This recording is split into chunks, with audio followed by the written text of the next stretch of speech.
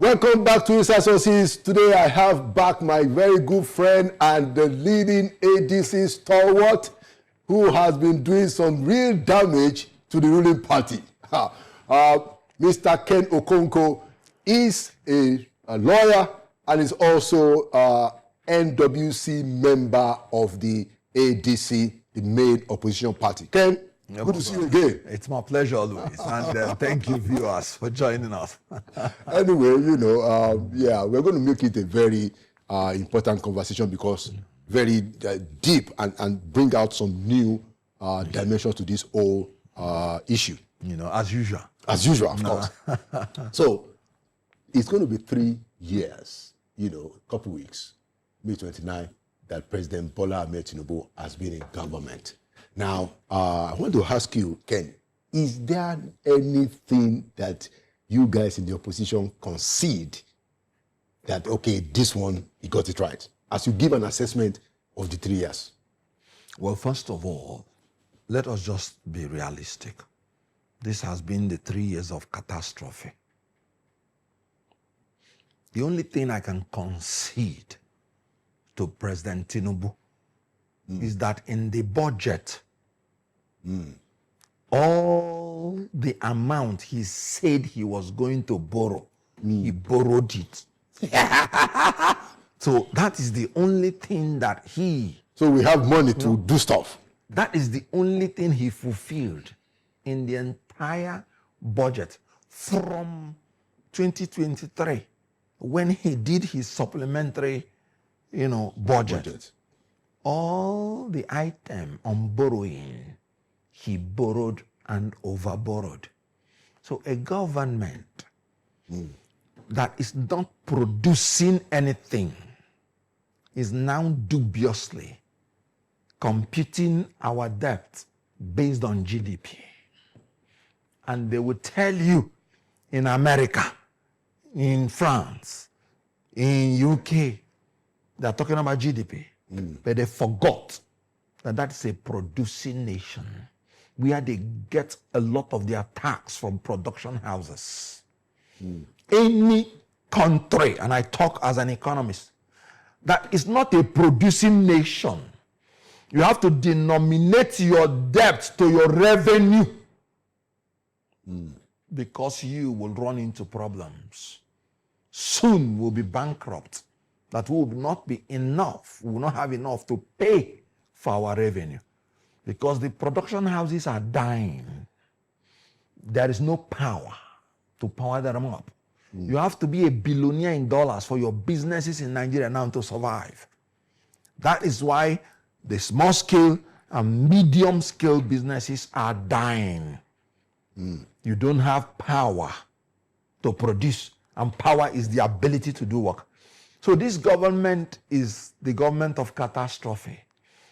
The only industry that is viable now, that is booming, is politics. Oh, wow. That's why people are struggling. As you must have heard, that the governors are budgeting already 800 billion naira to support the campaign. That is the only industry that is blossoming under Tinubu, because he does not want any context in 2027. So he wants to snatch it, grab it, fight for it, and run away with it. And with substantial war chest, like he did in 2027, he thinks he can do it again.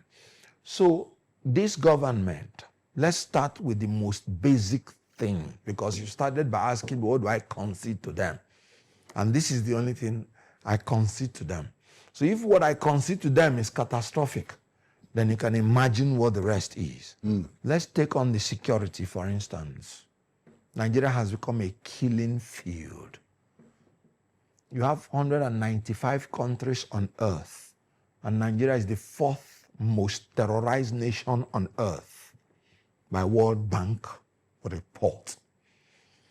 Anybody that goes out of his house in Nigeria, no matter how highly placed, it is only in the hands of God that you are in till you get back. There are places you will tell your wife you're going.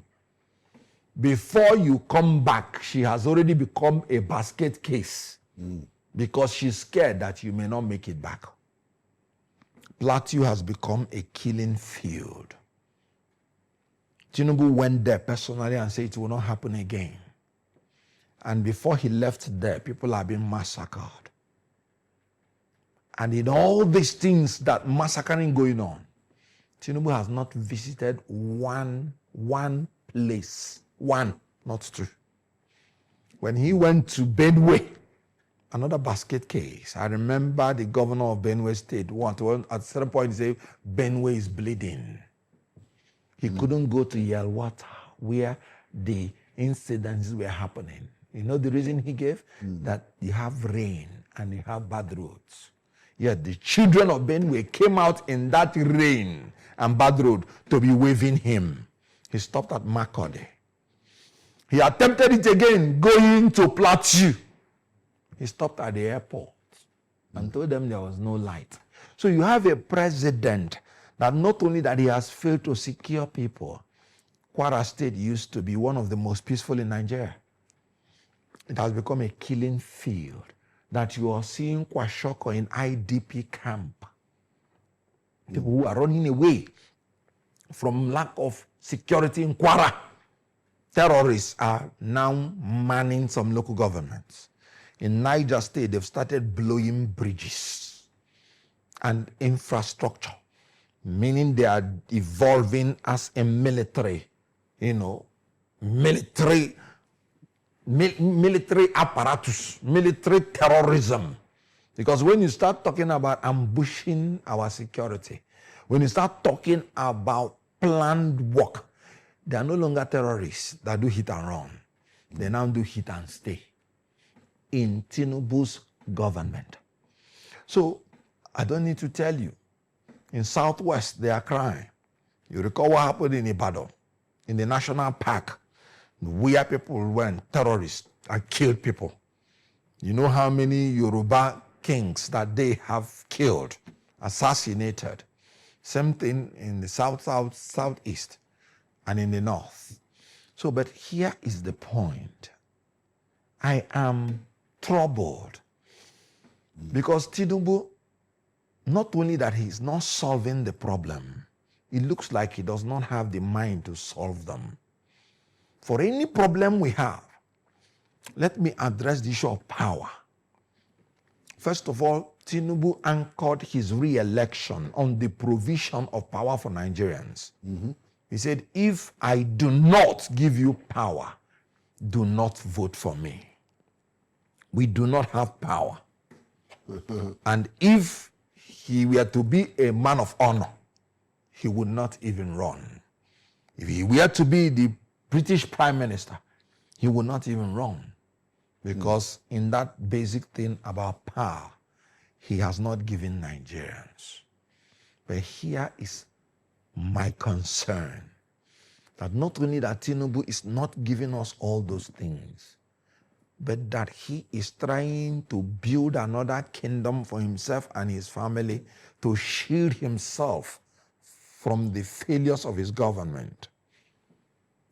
In the issue of power, he has devoted 20-something billion naira to build the solar energy so that Aso Rock will be getting its source of energy from solar. How would he then know what people are suffering by the absence of power? Okay. And something is troubling me I want to wrap up in that particular issue. Okay. Have you not noticed that it looks like he's building Aso Rock to become a life president? Why? No, why are you insulating yourself from the problems of the society? Okay. Can't you see the amount of security that his own family members are using when they're going on the road? That even Wole Soyinka say is enough to go and fight to stop a queue in another country. Wole Soyinka is associate. Okay, yeah, Ken. So I am beginning to be concerned. Lastly, you saw what happened in the Senate, where Senator Akpabio was trying to amend the Senate rules to secure proactively his own seat to be Senate president. Yeah, but that's not Tinubu's problem. Oh, so you do not know that if they can amend the rules of the Senate to perpetuate themselves in power, that is a road to amend the constitution to perpetuate Tinubu in power. Okay, all right. What will Tinubu not get from this National Assembly? Okay, all right. Very, very critical, very scathing, and very scaring, you know. And I mean, not that I expected less from you, Ken. No. But let's try to look at it from a different point of view. So let's hear what he said. Go ahead. What the president said about the main opposition figure in ADC. That's Alhaji Atiku Abubakar, who was vice president. The president said, yes, in one of his last outings when he was meeting the renewed Hope ambassadors in the villa, he said that, hey, look, the main guy in this opposition people who wants to take over from me was the chairperson of the National Privatization Council, where a lot of things were sold. And he has the question that, is any of those things working that was sold under Atiku's chairmanship? And then Atiku himself, you know, is on the record to say that, okay, look, when it comes to power reforms during the Obasanjo regime, that we got a lot of money from the local government, from state government, from the federal government, but we could not deliver power after 8 years. Atiku himself said that. Atiku owned up to the failure. So how do you respond to those two things, which is the counter from the president or from their side? What do you expect from a president that is truth challenged? Because I just gave you an example of power. Since this president came, he has been mounting the issue of state police. Has he given you state police? With 32 governors. With Senator Pabe in his pocket. He could get anything that he wanted.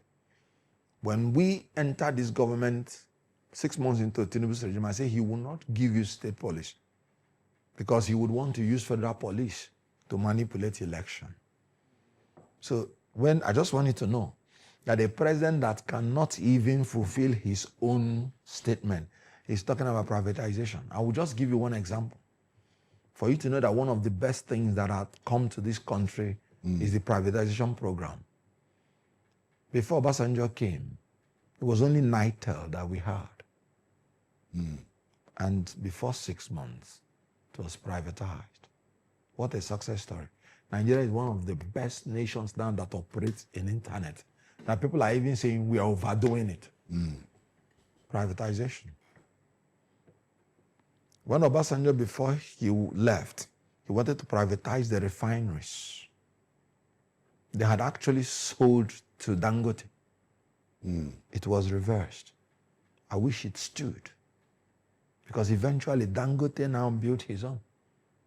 And since that time till date, that the government has been pushing money, almost $20-something billion, to repair the refineries, gone down the drains. When something is privatized, it goes into private hands. It is no longer the government. So what this failed president failed to address is that as it was in the private hands, the government was not spending anything again for those companies. And whether they succeeded or not was no longer the business of government. If those refineries were in private hands, the government wouldn't have spent $20-something billion, even if it was not working. Okay. So the privatization saved this country a lot. And it's no longer the business of the government whether it works or not.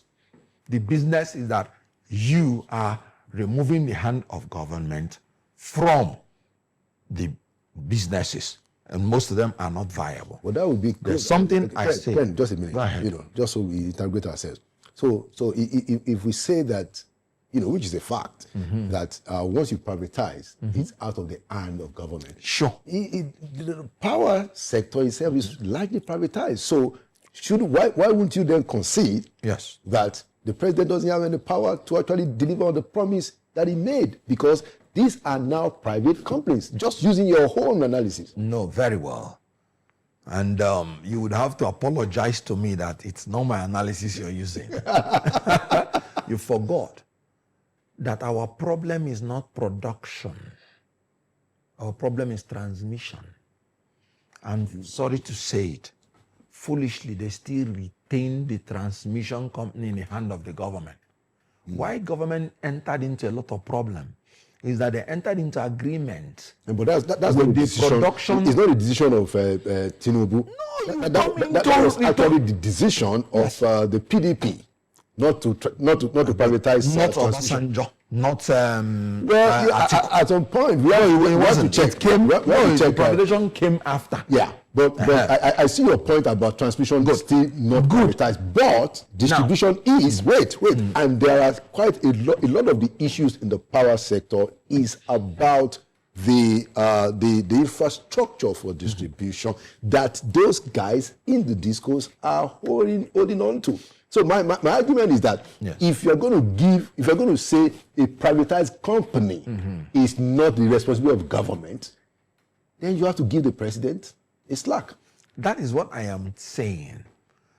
We entered into problem because we entered into agreement with the Gencos that no matter what they generate in terms of power, the government will pay, whether the government is using it or not.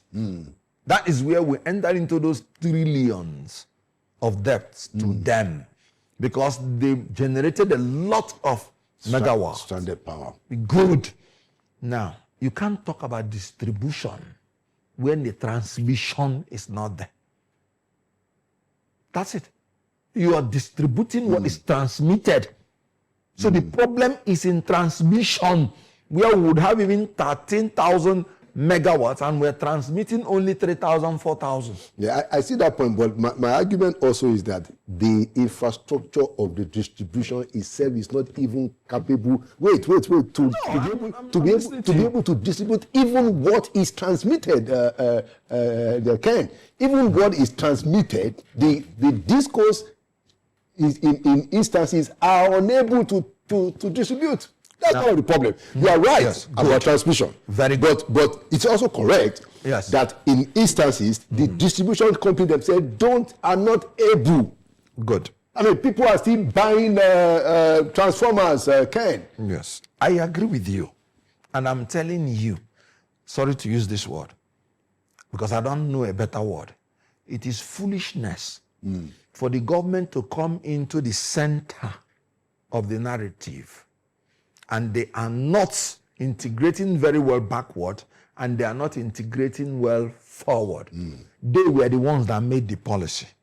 Why would you be stranded and you are a government in a policy that you made? Why did you not build those things in the agreement? And like I said, it has nothing to do with the privatization policy that the government of Tinubu is talking about. And again, why did you become president?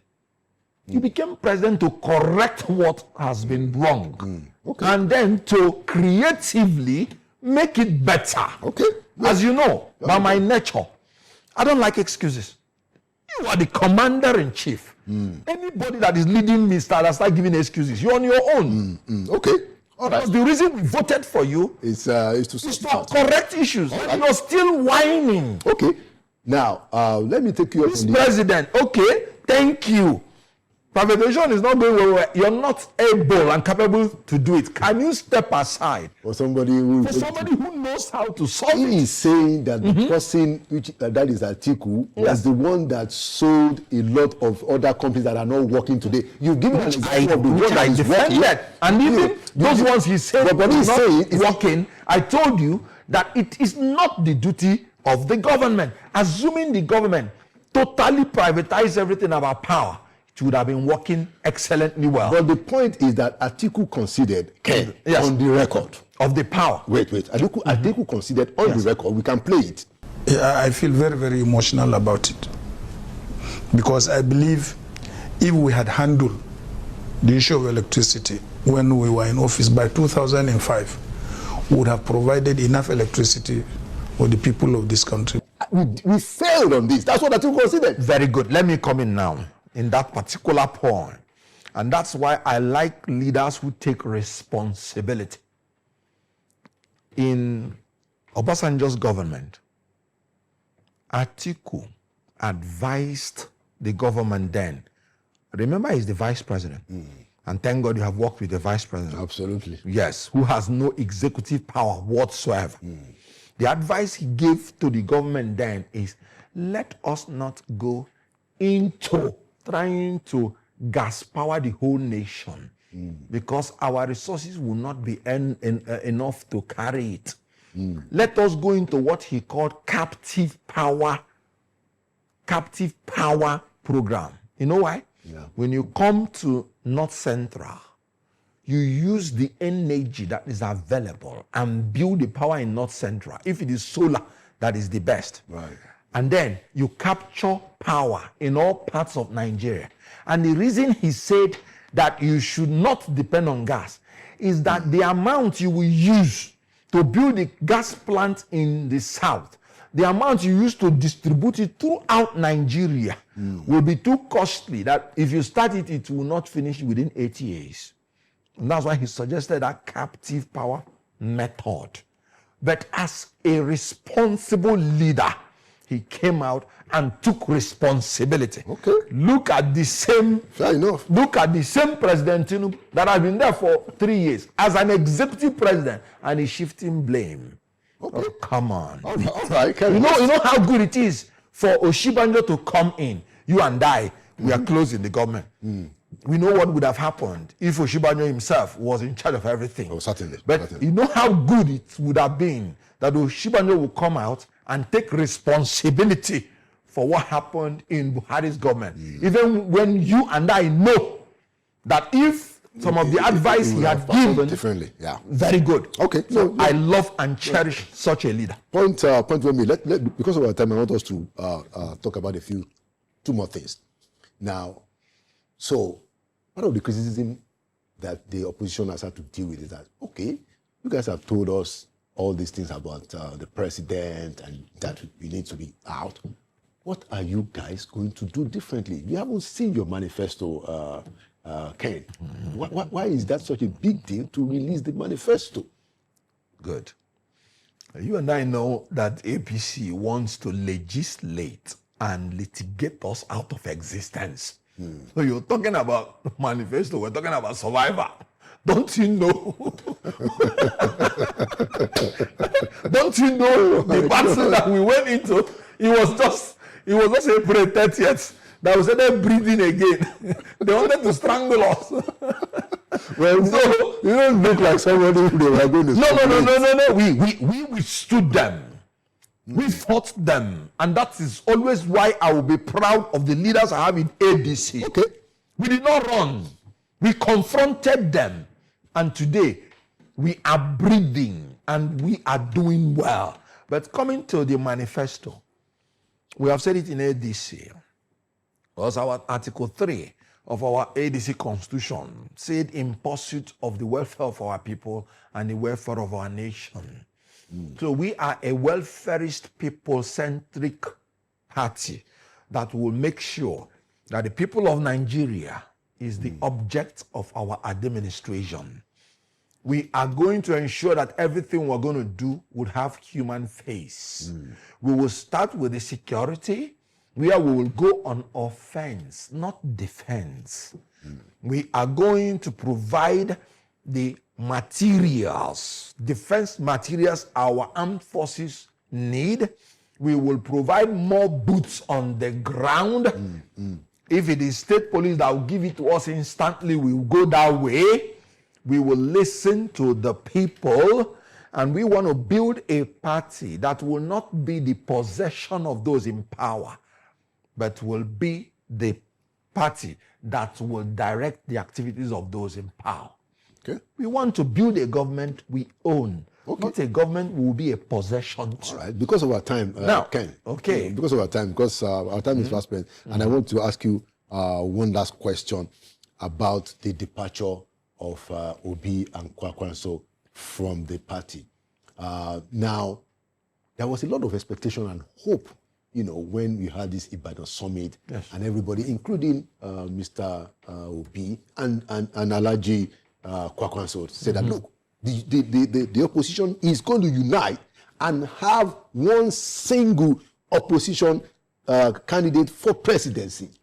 But I think less than a week after that, you had Mrs. Obi and Kwakwanso leave ADC. And now you have Makinde, who even hosted the meeting himself. He has declared to run for president. So you're going to. There are talks that President Goodluck Jonathan, might also throw his hat in the ring. Are you concerned that the action, the activities, the efforts of the opposition is being fragmented, and that might actually be the non-dimities of opposition in 2027? Final question. Well, all the comments you made are fair comments.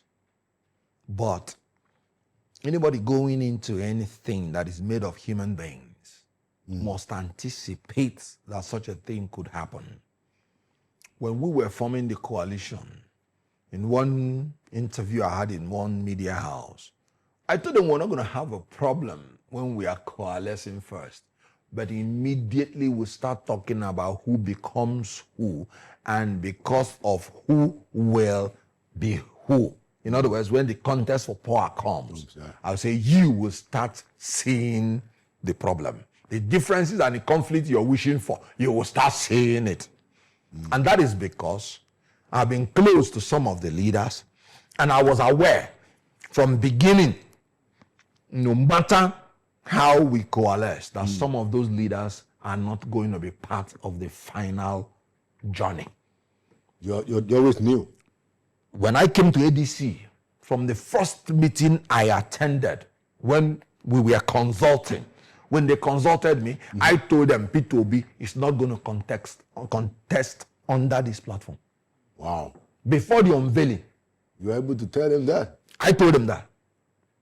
I told them I was not going to come into I was not going to come into the leadership of ADC from the Southeast led by Peter Obi, because I know he was going to leave.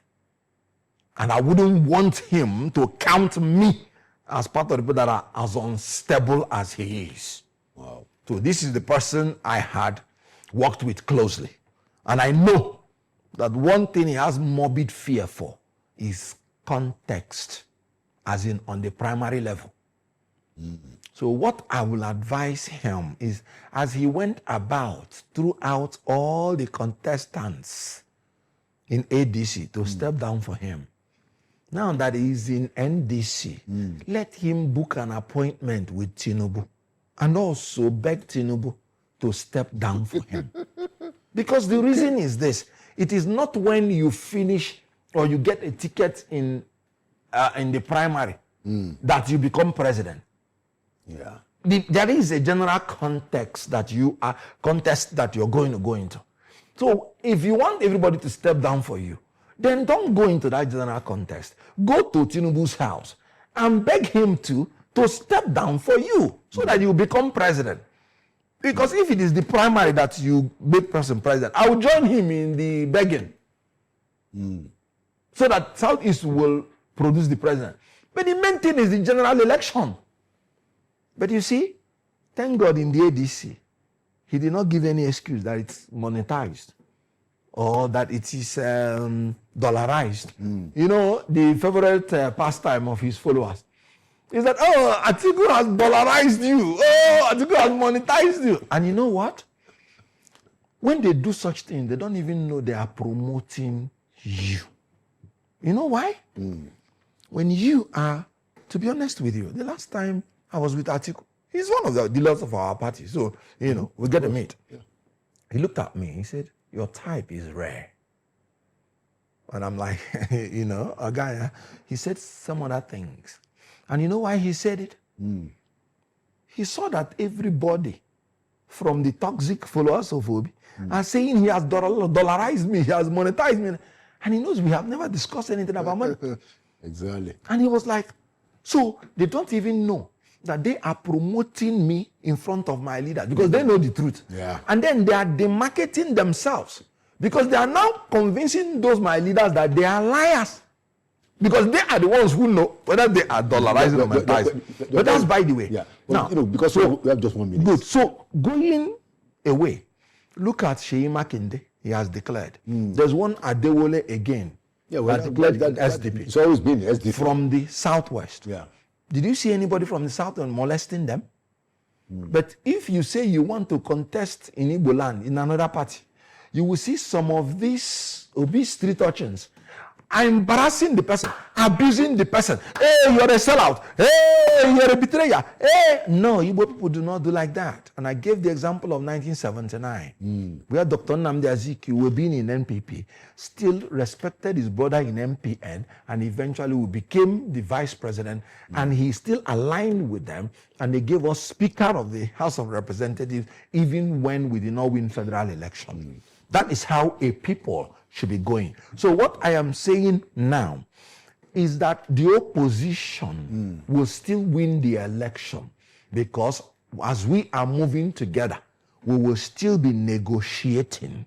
And at the end of the day, assuming that all these people are going to contest, assuming Peter Obi, Sheyi Makinde, and Adewole, and there is one candidate possibly from the Jonathan. north. Yeah, possibly Jonathan. And then possibly Atiku Abubakar. Who do you think will win? Okay. All right. I like your optimism. No. Look, ADC is going to win 2027 election. All right. We'll see. So, it's just 7 months away. We are waiting. How many months is January? We are waiting. So when we bring our, because I don't know who the candidate will be. When the candidate because now they have emerges, Amici is also. yes, and Amici is very strong guy. He's very strong guy. And he knows how he does his own things in the primary. And he does have quite a bit of track record. He's sure. Yeah. And these are the kind of people I respect. Okay. He stood by his words. He's in ADC to contest. He doesn't run away. Yeah, and he's there. He's there. And he wants to fight the primaries. So he's not If begging. Peter Obi, my brother, was in ADC, and you believe you have Kwakwanso, why didn't you align both of you and then bring in put up a fight and win primaries. Atiku? And everybody will support you, and we have a pathway to victory. What is his pathway to victory? Anyway, very, very, very good point, and it's always good to have you, Ken. The time is fast spent, but of course, this is going to be a very ongoing conversation. January is just where we're already in May, so Absolutely. we're talking of maybe 7 months. From now, it's going to be happening. Thank you so much, and thank you for your frankness. Thank you for your incisive analysis, and thank you for the passion that you bring, and thank you for always coming to Inside Sources. Thank you very much. All right. I appreciate it. Thank you.